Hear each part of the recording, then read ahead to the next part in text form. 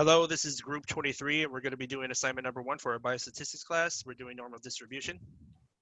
We were given the assignment of a patient mammogram that tested positive for breast cancer, which has a rate of 1 per 100,000 women annually in the state that we were given. Has a sensitivity of 92% and a specificity of 95%.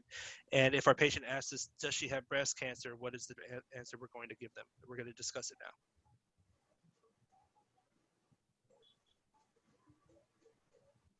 The question is asking what is the probability given the disease that the test is going to be positive, and this is our equation that follows.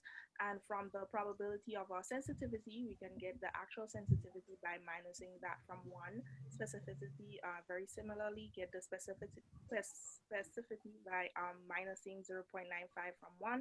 And the rate of disease we were given in the question, and to find the rate of no disease, we minus the rate of disease from 1.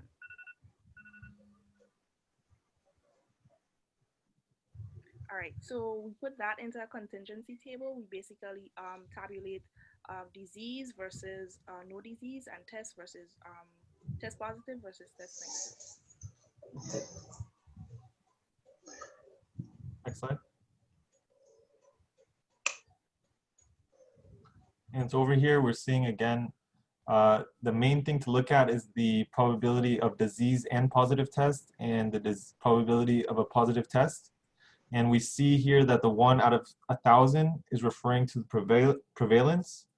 And this is why that even if someone has a positive breast cancer screening, the chance is still very low because the prevalence is low, and it skews all these numbers to a very low probability.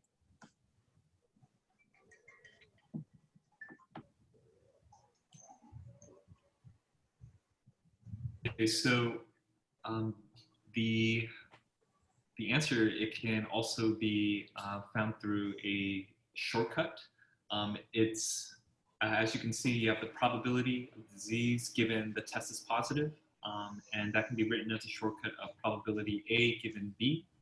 And it is noted and extrapolated beautifully here. And essentially, it breaks down to the rate of disease times the sensitivity. Divide all of that by the rate of disease times sensitivity plus rate of no disease times the false positive rate. And including all the numbers, it will ultimately give us about 1.8%. And to wrap things up, this is the reason why the false positive paradox exists for rare diseases. Because of the rate of false positivity being so high, we tell the patient that you have 1.8 chance of becoming of that mammogram saying that you have cancer. But normally, when in medicine we have tests that have high sensitivities and specificities, one usually thinks that a screening has a good sensitivity of 90 and above. And so then, therefore, we screen, we include disease and specificity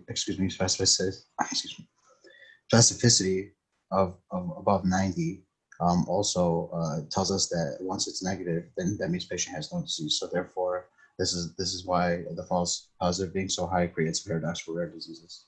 And that's the end of our video.